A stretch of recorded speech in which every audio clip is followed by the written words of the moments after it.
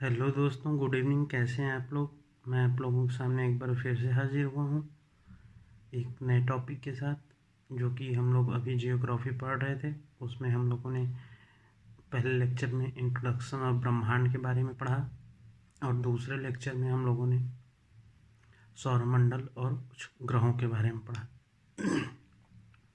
हम लोगों ने दोस्तों सूर्य, पृथ्वी, बुध और शुक्र के बारे में पढ़ लिया है। अब देखिए दोस्तों, अब हम मंगल ग्रह के बारे में पढ़ेंगे। तो चलिए शुरू करते हैं। देखिए, मंगल ग्रह क्या है, इस वक्त सबसे ज़्यादा चर्चा का विषय बना हुआ है, इसलिए मैंने इसे नए वीडियो में ऐड किया। क्योंकि मंगल पे ये सुनने में आ रहा है कि जीवन संभव है, वहाँ पे पानी मिला है, इसलिए ये हमारे लिए सबसे ज़्यादा इम्पोर्टेंट है। अभी अभी इंडिया ने भी एक मिशन मॉम के नाम से एक उपग्रह भेजा था। तो ये हमारे करंट अफेयर्स एंड जीके दोनों पर्पज़ के लिए बहुत ही इम्पोर्टेंट है। ठीक है दोस्तों, देखिए मंगल के बारे में क्या है। इसका परिक्रमण काल 387 दिन का होता है। मतलब ये जो सूर्य का परिक्रमण करता है वो 687 दिन का होता है। 687 दिन में ये सूर्य का परिक्रमण करता है। सतह लाल होने के कारण इसे लाल ग्रह भी कहा जाता है। इसका जो सतह होता है ना दोस्तों, वो लाल होता है, इसे लाल ग्रह भी कहते हैं। फोबोस और डीमोस दो इसके उपग्रह हैं। दो उपग्रह इसके फोबोस और डीमोस हैं। डीमोस सौर मंडल का सबसे छोटा उपग्रह है। जो इसका दूसरा उपग्रह है डीमोस, वो सौर मंडल का सबसे छोटा उपग्रह है। ठीक है दोस्तों, इस ग्रह का सबसे ऊंचा पर्वत निक्स ओलंपिया, जो एवरेस्ट से 3 गुना ऊंचा है। जैसे वहाँ पे भी अभी कई देशों ने अपने अपने उपग्रह भेजे, अपने अपने रोबोट भेजे वहाँ पे। तो जैसे कि हमारे यहाँ एवरेस्ट है, अपने यहाँ का सबसे ऊंचा पर्वत माना जाता है। वहाँ पे निक्स ओलंपिया नाम का एक पर्वत है, जो कि वहाँ पे सबसे ऊंचा पर्वत है। वो एवरेस्ट का 3 गुना ऊंचा है। सर्वप्रथम मार्स ओडिस नामक कृत्रिम उपग्रह से यहाँ बर्फ, फलकों और हिम शीत जलों की सूचना मिली। तो यहाँ पे जो था सबसे पहले ओडिस नामक एक कृत्रिम उपग्रह भेजा गया था, जिसकी मार्स पे बर्फ और जल मिला। तो अगर बर्फ और अगर जल मिल गया, जहाँ पे पानी मिल गया, वहाँ पे जीवन संभव होने का कुछ आधार होता है। ठीक है दोस्तों, देखिए नासा ने नवंबर 2011 में मार्स साइंस लेबोरेटरी या मार्स क्यूरोसिटी रोवर को प्रक्षेपित किया। 2011 में मार्स साइंस लेबोरेटरी ने मार्स क्यूरियासिटी रोवर को प्रक्षेपित किया। 18 दिसंबर 2015 को क्यूरियोसिटी रोवर ने मंगल पर सिलिका भंडार का खोज किया। देखिए ये क्वेश्चन बहुत इंपॉर्टेंट हो जाता है कि वहाँ पे सबसे ज़्यादा क्या होता है। मंगल ग्रह पे सिलिका होता है, सिलिका सबसे ज़्यादा होता है। तो एक क्यूरियोसिटी रोवर एक उपग्रह था, ठीक है, इसने खोजा। देखिए 2006 में सक्रिय अंतरिक्ष यान मार्स रिकॉन CS आर्बिटर के नाम से इसको भेजा गया था 2006 में भी। ठीक है, और ये क्या था कि और इंडिया ने अभी भी हाल ही में भेजा है इसको मिशन मॉम के नाम से। ठीक है, तो ये हमारा मंगल ग्रह के बारे में हमारा कुछ जानकारी है। क्या होता है कि इसका परिक्रमण काल जो होता है 687 दिन का होता है। इसे लाल ग्रह भी कहते हैं। इसके दो उपग्रह हैं, फोबोस और डेमोस। डेमोस सबसे छोटा है। यहाँ पे निक्स ओलंपिया नाम का एक एवरेस्ट से भी 3 गुना ऊंचा पर्वत है। और सर्वप्रथम ओडिस नामक एक कृत्रिम उपग्रह यहाँ बर्फ और हिमशीत जल की सूचना देता है। ठीक है, मार्स क्यूरियोसिटी रोवर के नाम से एक सैटेलाइट प्रक्षेपित किया गया था। ठीक है दोस्तों, और यहाँ पे सबसे ज़्यादा सिलिका मिलता है। तो हम लोगों ने मंगल ग्रह को देख लिया। अब हम लोग देखेंगे बृहस्पति ग्रह को। देखिए दोस्तों, बृहस्पति ग्रह यह सौर मंडल का सबसे बड़ा ग्रह है। बृहस्पति ग्रह जो है वो सौर मंडल का सबसे बड़ा ग्रह होता है, जो सूर्य की परिक्रमा 11 वर्ष में करता है। सौर मंडल में इसके 67, जब कुछ दिन पहले का डाटा है इस कि 67 है, अब यहाँ पे 79 हो गए हैं। यहाँ पे देखिए मैं लिख देता हूँ, 79 हो गए हैं। ठीक है, नया डाटा है, आज ही मैंने इसे सर्च किया है, तो ये 79 डाटा हो गए हैं। तो 79 डाटा इसके उपग्रह हैं, जिसमें गैनमीड सबसे बड़ा है। गैनमीड नाम का एक उपग्रह है, इसका सबसे बड़ा उपग्रह है, और ये 11 वर्ष लगा देता है सूर्य की परिक्रमा करने में।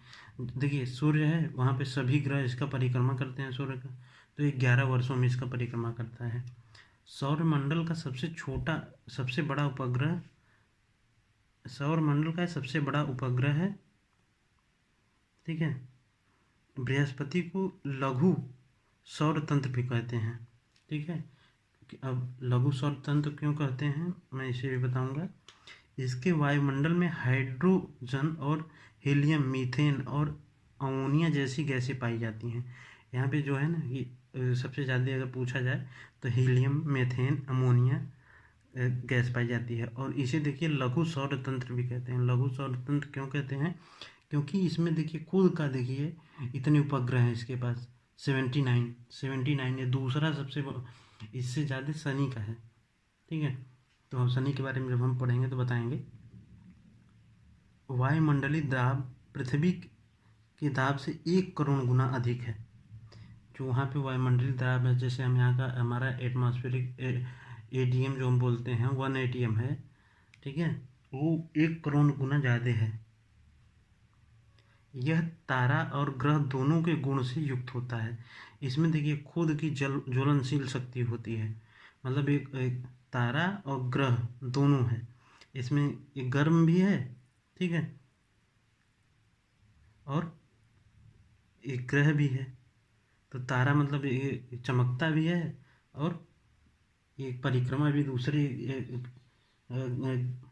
ग्रह का मतलब सूर्य का परिक्रमा भी करता है, क्योंकि इसके पास स्वयं की रेडियो ऊर्जा है। देखिए बता दिया ना कि इसके पास खुद की एक ऊर्जा होती है, ये खुद चमकीला होता है, खुद चमकता है।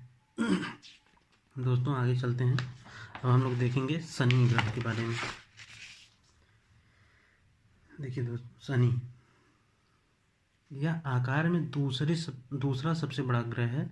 यह सूर्य की परिक्रमा 29 वर्ष में पूरी करता है। देखिए जैसे जैसे हम लोग दूर जाते जाएंगे, सबसे पहले हमारा आता है बुध, आता है शुक्र, आता है पृथ्वी, आता है मंगल, आता है बृहस्पति, आता है शनि, आता है।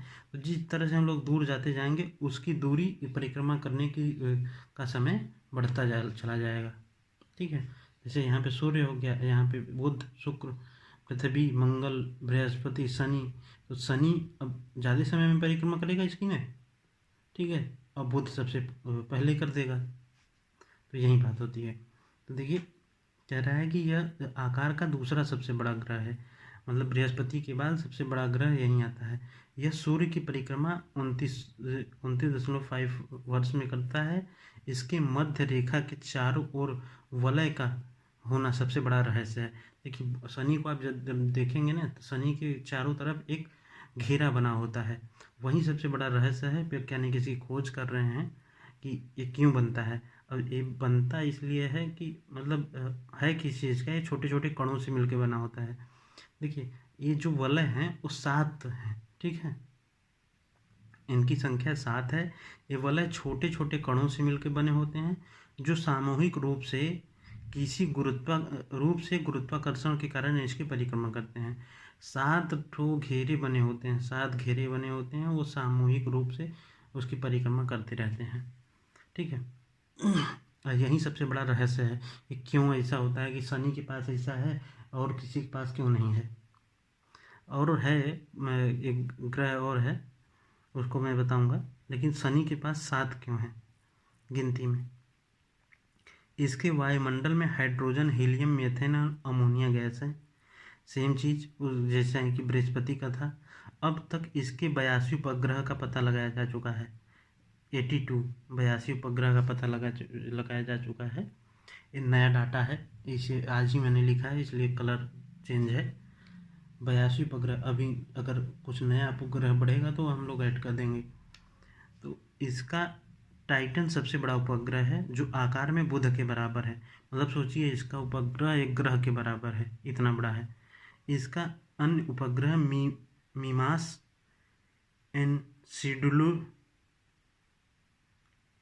एनसिडल, टेसिस, रिया, हेप्रियन है। ये इनके उपग्रह हैं। नाम थोड़ा अजीब है, ये बहुत इम्पोर्टेंट नहीं है, लेकिन पूछेगा कि टाइडन क्या है। देखिए दोस्तों, आगे चलते हैं। अब हम लोग अरुण ग्रह के बारे में पढ़ेंगे, ठीक है। इसकी खोज 1781 ईस्वी में सर विलियम हर्शेल द्वारा की गई। अधिक अच्छी झुकाव के कारण इसे लेटा हुआ ग्रह कहते हैं। विलियम हर्शेल जो हम लोग पढ़ चुके हैं पहले, विलियम हर्शेल ने इसकी खोज की थी 1781 में।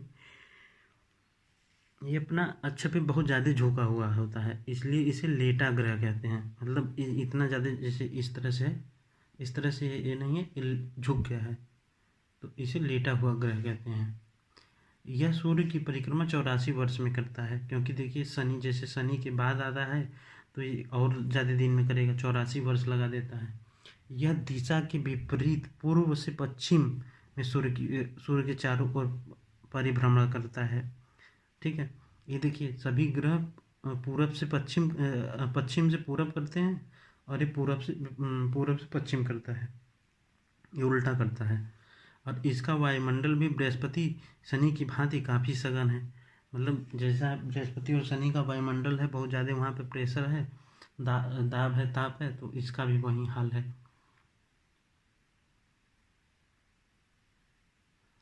ठीक है। सूर्य से काफ़ी दूर होने के कारण यह काफ़ी ठंडा है। सूर्य से बहुत दूर है, इसलिए इसमें ठंडा भी है। दूरदर्शी से देखने पे यह तारा हरा दिखाई देता है, ठीक है। अगर हम टेलीस्कोप से देखेंगे ये, तो ये हरा दिखाई देता है। शनि की भांति अरुण भी चारों ओर वलय है।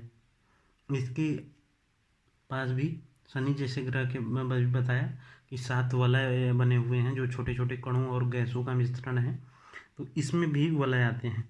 और ये भी रहस्य का विषय है कि क्यों सिर्फ 2 ही ग्रह पे बनते हैं, जिनकी संख्या 5 है। अल्फा, बीटा, गामा, डेल्टा और डिसेलॉन। इसके 27 उपग्रह हैं, ठीक है। जो 5 तो वलय बने हुए हैं उनका नाम दे दिया गया है अल्फा, बीटा, गामा, डेल्टा और डिसलॉन। इसके 27 उपग्रह हैं, ठीक है। और ये सूर्योदय इसका पश्चिम में होता है और सूर्यास्त पूर्व में होता है, इसका उल्टा होता है, ठीक है। यही एक ऐसा ग्रह है जिसका सब कुछ उल्टा होता है। ये झुका भी है, ठीक है, इसलिए लेटा हुआ ग्रह कहते हैं। अब दोस्तों आगे चलते हैं हम लोग। वरुण ग्रह, इसकी खोज जर्मन खगोल शास्त्री जेहान गाले ने की थी, ठीक है। यह 165 वर्ष में सूर्य की परिक्रमा करता है। जो 165 वर्ष, मतलब सबसे ज़्यादा दूर है, तो ये सबसे ज़्यादा समय लेता है। 165 वर्ष जब हो जाते हैं तब तक ये सूर्य की परिक्रमा करता है। इसके वायुमंडल में हाइड्रोजन, हीलियम, मीथेन और अमोनिया विद्यमान रहती हैं। सेम चीज़, इतना भी दूर हम लोग जा रहे हैं, देखिए बृहस्पति से लेकर के सब में हाइड्रोजन, हीलियम, मीथेन, अमोनिया है, ठीक है। यह हल्का पीला दिखाई देता है। इसके 13 उपग्रह हैं, ठीक है। इसको पीला पीला पीला इसको कहते हैं। इसको 13 उपग्रह भी हैं। इसमें ट्रिटॉन और मेरिड प्रमुख हैं। ट्रिटॉन जो है और मेरिड, इसका 2 उपग्रह बहुत खास है, ठीक है दोस्तों। यम आता है, यम देखिए, जो प्लूटो हम कल लोग कहते हैं, इसको पहले ग्रह माना गया था, लेकिन इसको अब ग्रह की कैटेगरी से बाहर कर दिया गया है। यम या कुबेर की खोज 1930 ईस्वी में क्लाइड टॉम्बैक द्वारा की गई थी। ठीक है, इसे सौर मंडल का 9वां एवं सबसे छोटा ग्रह माना गया था। ठीक है, लेकिन परंतु 24 अगस्त 2006 को चेक गणराज्य, जो प्राग में है, प्राग एक जगह है, वहाँ पे चेक गणराज्य द्वारा वे international astronomic union, international IAU जो है, इंटरनेशनल एस्ट्रोनॉमिक यूनियन सम्मेलन में वैज्ञानिकों ने इसे ग्रह का दर्जा छीन लिया। जो ग्रह का दर्जा था उसे छीन लिया गया। क्यों? क्योंकि कैपलर गति का जो कैपलर की गति संबंधित नियम है उसको फॉलो नहीं करता था। देखिए, कैपलर क्या कह रहे थे कि जिसका जो पाथ है, जैसे मान लीजिए कि कोई ग्रह, मान लीजिए ले लीजिए शनि जैसे है, तो अपने ही पथ पे बस चलता है, इस हिसाब से चलता है। लेकिन ये यम क्या है, एक दूसरे के पथ में भी आ जाएगा कभी कभी। ठीक है, अब जैसे शनि के भी पथ में आ जाता है, तो ये कैपलर की गति को फॉलो नहीं कर रहा था, तो इसे निकाल दिया गया उस कैटेगरी से, ग्रह की कैटेगरी से। अब आगे चलते हैं दोस्तों। अब हमारा आता है, हम लोगों ने 9 ग्रह पढ़ लिए हैं, सॉरी 8 ग्रह। जो प्लूटो है, यम, उसे निकाल दिया गया है ग्रह कैटेगरी से। अब हम लोग उपग्रह के बारे में जानेंगे। देखिए, यह वो आकाशीय पिंड हैं अपने ग्रहों की परिक्रमा करते हैं, अपने अपने ग्रहों की परिक्रमा करते हैं। जैसे मान लीजिए कि जैसे पृथ्वी का एक उपग्रह है चंद्रमा, जो चंद्रमा अपने ग्रह मतलब पृथ्वी की परिक्रमा करता है, और साथ ही साथ सूर्य की भी परिक्रमा करता है। ठीक है, तो अपने अपने उपग्रह की परिक्रमा करते हैं, तथा अपने ग्रह के साथ सूर्य की भी परिक्रमा करते हैं। ये सूर्य के प्रकाश से प्रकाशित होते हैं। जैसे चंद्रमा है जो चमकता है, सूर्य के प्रकाश के कारण चमकता है। ग्रहों के सामान्य उपग्रह का भी भ्रमण पथ परवलयकार होता है। जैसे कि बताया ना भी कि देखिए, शनि अपने ही पथ पे चलता है, तो ये परवलयकार होता है, मतलब पैराबोलिक होता है। तो पैराबोलिक पाथ ही लोग फॉलो करते हैं। पृथ्वी का एकमात्र उपग्रह चंद्रमा है। जैसे पृथ्वी का उपग्रह एक है, वो चंद्रमा है। ठीक है, उपग्रह समझ के, उपग्रह क्या होते हैं? उपग्रह अपने ग्रहों का परिक्रमा करते हैं, वो आकाशीय पिंड होते हैं, और ये सूर्य के प्रकाश से प्रकाशित होते हैं। और पृथ्वी का उपग्रह चंद्रमा है, और इसका पथ परवलयाकार होता है, पैराबोलिक। तो इतना क्लियर हो गया। अब आते हैं सुपर मून। कभी कभी आप लोग सुने होंगे कि सुपर मून कंडीशन क्या होती है। चंद्रमा एवं पृथ्वी के बीच की दूरी औसतन 3,84,000 किलोमीटर है। मतलब 3,84,000 किलोमीटर है चंद्रमा और पृथ्वी की दूरी। लेकिन सुपर मून वह स्थिति है जब पृथ्वी और चंद्रमा के बीच की दूरी सबसे कम होती है। मतलब अगर पृथ्वी और चंद्रमा सबसे नज़दीक आ जाते हैं, तो उस वक्त क्या होता है कि चंद्रमा सबसे बड़ा दिखाई देने लगता है और चमकीला दिखाई देने लगता है। ठीक है, तो उसी को सुपर मून कहते हैं। इसे फेरिज पेरिज फुल मून भी कहा जाता है। पेरिज फुल मून, मतलब इसको फुल मून, देखिए कह दिया ना, सुपर मून को फुल मून भी कहते हैं।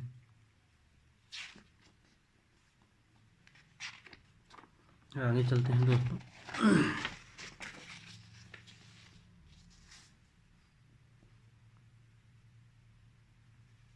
इसमें चंद्रमा का 14% बड़ा तथा 30% अधिक चमकीला भाग दिखाई देता है। देखिए, अभी मैंने अभी जस्ट बताया आपको कि इसमें बड़ा हो जाता है चंद्रमा, और ये अधिक चमकीला हो जाता है। तो इसे यही कारण है कि सुपर मून हो जाते हैं इस लोग। यह परिघटना 25 सितंबर 2015 में देखी गई थी। मतलब 25 दिसंबर 2015 में देखी गई थी। अब ये क्या है कि ऐसा ऐसा पुनः 25 नवंबर 2034 में बनेगा। अब हमें 34 में, मतलब अगर हम लोग रहेंगे आज के 14 साल बाद, तब हम लोग इसे देख सकते हैं। ठीक है, सुपर मून। तो कहेंगे कि भैया सुपर मून आज है।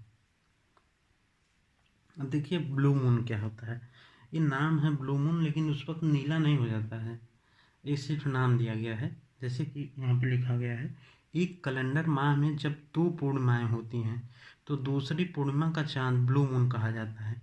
जैसे मान लीजिए कि 30 दिन का होता है, उसमें देखेंगे पूर्णिमा जो हो जाती है 15-15 दिन की होती है। ठीक है, जब 2 पूर्णिमा हो जाती है तो दूसरे वालों को हम लोग ब्लू मून कहते हैं। इसका नीले रंग से कोई संबंध नहीं है। इसका मुख्य कारण 2 पूर्णिमाओं के बीच 31 दिन से कम अंतराल होता है। ऐसा हर 2-3 वर्ष पर होता है। कह रहे हैं ना, 31 दिन जो होता है 31 दिन से कम अंतराल पे हो जाता है। जैसे कि पूर्णिमा और अमावस्या होता है, 2 चीज़। तो देखिए पूर्णिमा जब पूरा चांद दिखाई देने लगता है, लेकिन 31 दिन से पहले अगर हो जाता है तब उसे हम लोग ब्लू मून कहते हैं। ये 2-3 वर्ष पे होता रहता है। जुलाई 2015 में ब्लू मून दिखा था। 31 जनवरी 2018 में ब्लू मून की स्थिति देखी गई थी। ठीक है, जैसे अब देखिए 3 साल बाद दिखा है, अब 18 के बाद हो सकता है 21 में दिखेगा। अभी 21 में हम लोग जब आएंगे तब दिखेगा ज़रूर। ठीक है दोस्तों, अब आगे चलते हैं हम लोग। देखिए कुछ हमारे वो भेजे गए थे, और कुछ हमारे चंद्रमा पे मिशन के लिए, मतलब सेटेलाइट भेजे गए थे, उपग्रह कुछ भेजे गए थे। पहला हमारा है कि जैसे मेन तो इस वक्त हम चर्चा का विषय यही था कि चंद्रयान 2, लेकिन हमारा पहला क्या है कि चंद्रयान 1 के बारे में भी हमें जानना ज़रूरी है। तो ये क्या था कि देखिए 22 अक्टूबर 2008 को ये पहली बार इसको किया गया था। और ये इसको जब भेजा गया था 30 अगस्त 2009 को भेजा गया था। इसका काम क्या था, ये 2 वर्ष 6 माह 10 दिन ये अपना वर्क किया। ठीक है, और ये 1380 किलोग्राम का था, और इसको PSLV-11 सेटेलाइट से भेजा गया था। ठीक है, तो इसको चंद्रयान ये था चंद्रयान 1 के बारे में। तो चंद्रयान 1 के बारे में भी जब हो गया तो क्या था कि अब हम लोग चंद्रयान 2 के बारे में भी थोड़ा हम लोग जान लेते हैं। कि अगर पूछेगा कि कब इसको स्टार्ट किया गया था और किसका अवधि कितनी थी और कितने वजन का था और एक कब इसका काम खत्म हुआ। ठीक है, तो जैसे ही 2009 हुआ 30 अगस्त को इसका काम खत्म हो गया, लेकिन 16 अगस्त को ही उसी में 2019 में, यहाँ पे 19 में लिख देता हूँ। ठीक है, 2009 के बाद सीधे 2019 में 10 साल के बाद इन्होंने दूसरी बार चंद्रमा पे जाने का सोचा। 2019 को चंद्रयान 2 का भी डिज़ाइन तैयार कर लिया। तो ये क्या था कि इससे चंद्रमा के दक्षिणी ध्रुव पे पहुँचे, जहाँ पे कि बहुत कोई नहीं पहुँच पाया था। दक्षिणी ध्रुव जैसे कि अब जैसे चंद्रमा है तो यहाँ पे नॉर्थ और साउथ है, तो यहाँ पे पहुँचे ये लोग, यहाँ पे चंद्रमा। और यहाँ पे जो टाइटेनियम था, टाइटेनियम का भंडार था वहाँ पे। और ये 22 जुलाई 2019 को, अब देखिए अगस्त में इसका तैयार हो गया सब कुछ। अब 22 जुलाई 2019 को GSLV-3 के माध्यम से भेज दिया गया। मतलब इतनी जल्दी 1 महीने के अंदर इसको भेज दिया गया, क्योंकि चंद्रमा और मंगल पे जाने की होड़ लगी हुई है कि कौन सी गवर्नमेंट सबसे पहले जाए और किसका परीक्षण सफल हो। तो इस क्या हुआ कि ये फेल हो गया चंद्रयान 2, कि हाल ही में हुआ है, तो इसके बारे में जानना ज़रूरी है। इसका वज़न बहुत ज़्यादा था, इसलिए इसे बाहुबली भी कहा गया।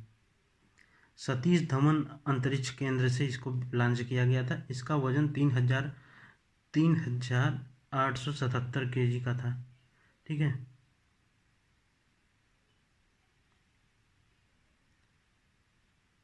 ठीक है, इसमें क्या था कि चंद्रयान में उसका एक सेटेलाइट था चंद्रयान, और रोवर था, और लैंडर था। देखिए, रोवर का नाम था प्रज्ञान और लैंडर का नाम था विक्रम। और ये कैरियोजेनिक कैरोजेनिक था, मतलब ये इंडिया में ही बना हुआ था, मतलब विदेशी नहीं था। इसका जो जितना भी काम था ये इंडिया से ही होके गया था। ठीक है दोस्तों। और ये क्या हुआ कि जब इसका जो लैंडर था विक्रम, ये फेल हो गया, टूट गया। ये 7 देखिए अगस्त में इसका काम हुआ, जुलाई में इसको लॉन्च किया गया। ठीक है, जुलाई में इसका काम हुआ, अगस्त में इसको लॉन्च किया गया, और सितंबर में 7 तारीख को इसका विक्रम इससे टूट गया, जो लैंडर था। लेकिन इसका आधा हिस्सा सुरक्षित है, जो है। और ये चंद्रमा की भौगोलिक स्थिति को हम लोगों को बताता है, वहाँ की भौगोलिक स्थिति क्या है उसको दर्शाता है। ठीक है, यह भारत का चंद्रमा के लिए दूसरा अंतरिक्ष मिशन था। ठीक है, चंद्रयान-2 मिशन में एक आर्बिटर लैंडर रोवर शामिल थे। आर्बिटर जो है वो हमारा अभी सुरक्षित है, जो कि चंद्रमा के ऑर्बिट में चक्कर लगाता रहता है। ठीक है, इसको 500 किमी की अर्थ पार्किंग ऑर्बिट में प्रक्षेपित किया गया, मतलब 500 किलोमीटर चंद्रमा से पहले ही है। ठीक है, उस ऑर्बिट में इसका चक्कर लगाता रहता है। इससे फायदा होगा कि कभी ये टकराएगा नहीं। ठीक है, अब आगे चलते हैं दोस्तों।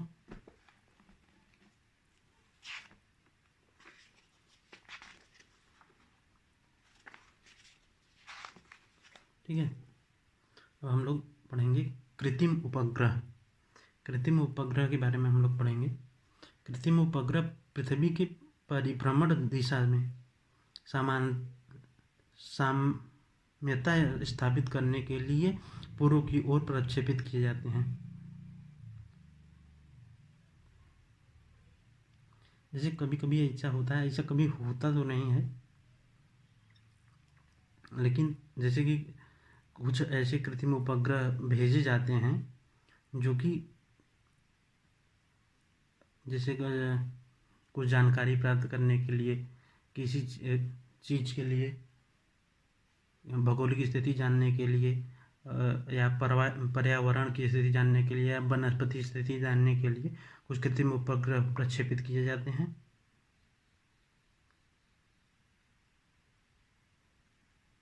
तो इसको क्या करते हैं कि सामान्यतः दूर संवेदी उपग्रह ध्रुवीय सूर्य तुल्य कक्षा में 600 से 1100 किमी की दूरी पे स्थापित किए जाते हैं। 600 से 1100 किमी की दूरी पे इसको भेज दिया जाता है, जिसका परिक्रमण काल 24 घंटे का होता है। जैसे जो सैटेलाइट्स होते हैं वो 24 घंटे में परिक्रमा करते हैं। सुदूर संवेदी उपग्रह के द्वारा पृथ्वी की एक परिभ्रमण को सुदूर संवेदन किए जाने वाला क्षेत्र स्वाय कहलाता है। जैसे कि पृथ्वी का जो परिभ्रमण करता है उसका परिक्रमा 24 घंटे में वो कर लेगा, और उसको हम लोग स्वाय बोलते हैं। विभिन्न उपग्रह में यह प्रायः 10 से 100 किलोमीटर चौड़ी धरातलीय पट्टी होती है। ठीक है, विभिन्न उपग्रह में प्रायः यह 10 से 100 किलोमीटर की धरातलीय पट्टी होती है। इसमें एक चौड़ी पट्टी लगी होती है। दूर संचार उपग्रह भूस्थिति कक्षा में 3600 किलोमीटर की ऊंचाई पर स्थापित किया जाता है। अगर जैसे मान लीजिए कि हमें जमीन की स्थिति देखनी है, जैसे सेटेलाइट्स होते हैं, जैसे कि अगर कोई मान लीजिए परमाणु परीक्षण कर रहा है तो उस पर नज़र रखने के लिए अगर हमें सेटेलाइट लगाना है तो वो 3000 किलोमीटर की ऊंचाई पे हम लोग प्रक्षेपित करते हैं। ठीक है दोस्तों।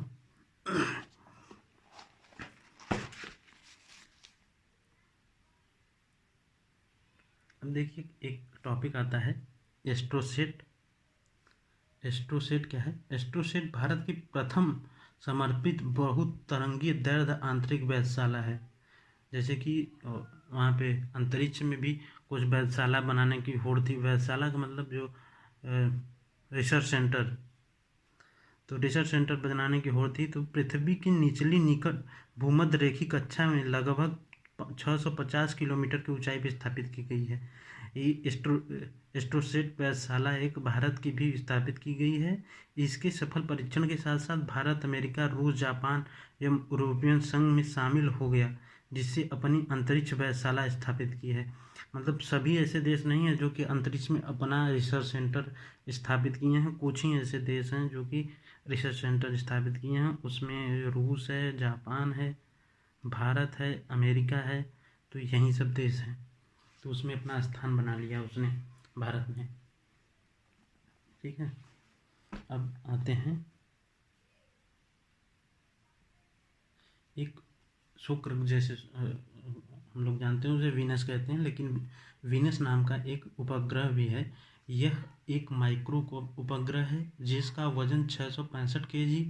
इस उपग्रह को इजरायली अंतरिक्ष एजेंसी ISA तथा फ्रांसीसी अंतरिक्ष एजेंसी CNES द्वारा संयुक्त रूप से विकसित किया गया, जो पृथ्वी की वनस्पति पर निगरानी करेगा।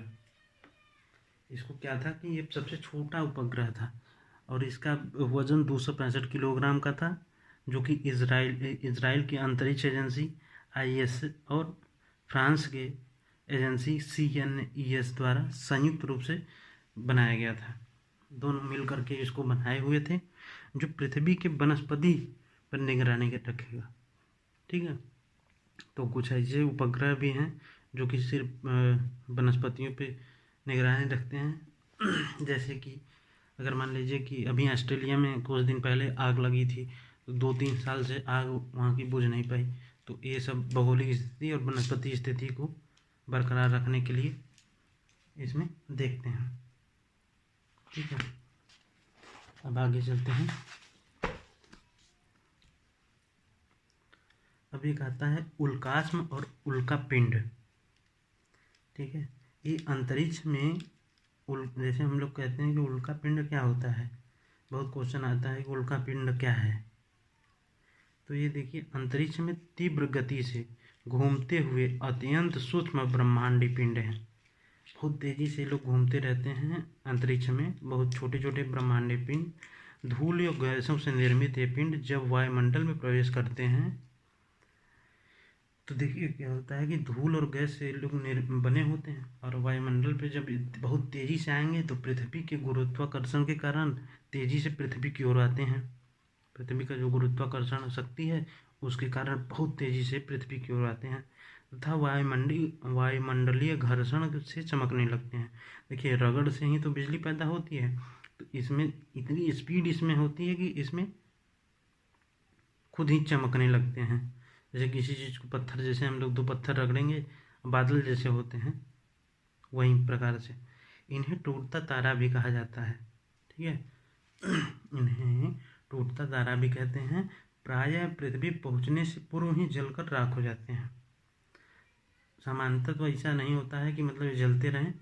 जैसे कभी कभी आप लोग आसमान में देखे होंगे कि कुछ टूटता हुआ तारा देखते हैं, विश मांगते हैं, तो ये जल करके अपने आप ही खत्म हो जाते हैं, जिन्हें उल्काश्म कहते हैं। जो जल के खत्म हो जाते हैं, राख बन जाते हैं, तो उन्हें उल्काश्म कहते हैं। परंतु कुछ पिंड वायुमंडल के घर्षण से पूर्णतः जल नहीं पाते हैं और चट्टानों के रूप में पृथ्वी पे आ गिरते हैं, जिन्हें उल्का पिंड कहते हैं। तो कहीं कहीं जैसे कि एक मूवी आई थी 2012, उसमें देखेंगे तो कुछ उल्का पिंड गिरते रहते हैं अचानक से। तमाम मूवी लेकिन बन रही हैं उसमें, तो वही है, उल्का पिंड कहते हैं। अगर जल रहा है तो उसको उल्का पिंड कहेंगे, और चट्टान के रूप में है तो उसे उल्का पिंड कहेंगे। अगर जल के राख हो गया है तो उसे हम उल्काश्म कहते हैं। ठीक है दोस्तों, देखिए एक टॉपिक है हमारा पुच्छल तारा और धूमकेतु। क्या एक सब लोग कहते हैं कि पुच्छल तारा और धूमकेतु, उसे धूमकेतु भी कहते हैं। देखिए, ये आकाशीय धूल बर्फ हिमानी गैसों का पिंड है। इसमें देखिए गैस होता है, बर्फ होता है, जो सूर्य से दूर ठंडा एवं अंधेरे क्षेत्र में रहते हैं। सूर्य से बहुत ही दूर रहता है। सूर्य के चारों ओर लंबी किंतु अनियमित तथा असंकेंद्रित कक्षा में घूमते रहते हैं। मतलब इन लोग का कोई पाथ है, पर्टिकुलर पाथ नहीं होता है, कोई रास्ता नहीं होता है, जहाँ मन तहाँ घूमने लगते हैं। इनसे गर्म गैसों की फुहार निकलती है। इसमें जो जैसे गैस है तो उसमें निकलने लगता है। तो जो एक लंबी चमकीली पूंछ के समान लंबी होती है। जैसे कि अगर मान लीजिए कभी आप देखे होंगे कि गुब्बारे में अगर हवा भर दीजिए तो किस तरह से निकलता है, तो वही चीज़ है। जो लंबी चमकीली पूंछ के समान लंबी होती है, जो लाखों किलोमीटर तक की हो सकती है, क्योंकि इतना प्रेशर से निकलता है कि वो बहुत ज़्यादा लंबा हो जाता है। ठीक है। पुच्छल तारे के शीर्ष को कोमा कहते हैं। जो शीर्ष होता है उसे कोमा कहते हैं। लंबी अवधि का धूमकेतु 70 से 90 वर्ष के अंतराल पर दिखाई देता है। बहुत पुराना अगर होता है वो, तो 70 से 90 वर्ष अंतराल पर दिखाई देता है। हेली पुच्छल तारा इन्हीं में से एक है। हेली नाम का एक पुच्छल तारा है जो कि इन्हीं में से एक है, जो 76 वर्षों के अंतराल पर दिखाई पड़ता है। अब 76 वर्षों के अंतराल पे अब जोड़ लीजिए कि अंतिम बार ये 1986 में दिखाई दिया था। ठीक है, 1986 में दिखाई दिया गया था। तो जोड़ लीजिए कि अगली बार ये कब दिखाई देगा। ठीक है दोस्तों, तो पुच्छल तारा हम लोग अब 86 में है, तो मान के चलिए कि 2050 के आसपास दिखाई देगा। ठीक है।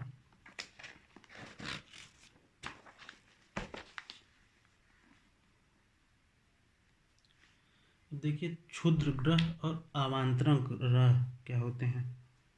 छोटे ग्रह जो पहले से ही बता दिया कि क्षुद्र बहुत छोटे होते हैं।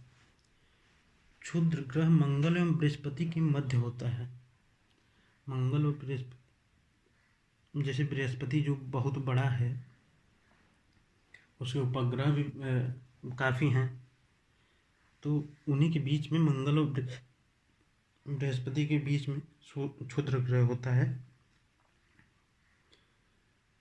मध्य होता है। क्षेत्र में सूर्य की परिक्रमा करने वाले पिंड हैं जिनकी संख्या अनुमानित 40,000 है। सोचिए 40,000 पिंड हैं जो कि मंगल और बृहस्पति के बीच में हैं, जिनकी उत्पत्ति ग्रहों के विस्फोट से के टूटे हुए से हुई है। जो ग्रहों में विस्फोट हुआ है तो उसमें से टुकड़े जो टूट जाते हैं उससे भी एक छोटे छोटे ग्रह बन जाते हैं।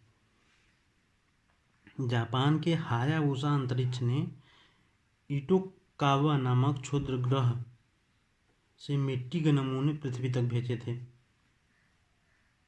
ठीक है, हायाबुसा अंतरिक्ष में कोई अंतरिक्ष का कोई सैटेलाइट होगा, उसने इयोकावा नामक क्षुद्र ग्रह से मिट्टी का नमूना भेजा था कि जांच करिए कि कैसा है यहाँ का।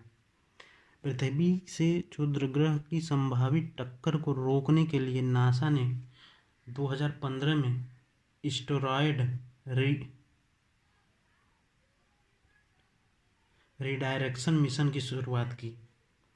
जैसे लोग मूवी देखे होंगे ना कि अगर कोई पिंड अगर गिर रहा है, कोई उपग्रह गिर रहा है, देखे हैं कि उसको रोकने के लिए क्या प्रयास करते हैं।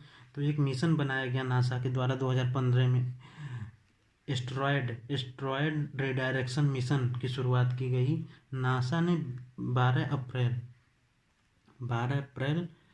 2015 को अंतरिक्ष में स्थित एक क्षुद्र ग्रह, इसका नंबर दिया है 316201, का नाम बदल के मलाला यूसुफजई के नाम पे रखा।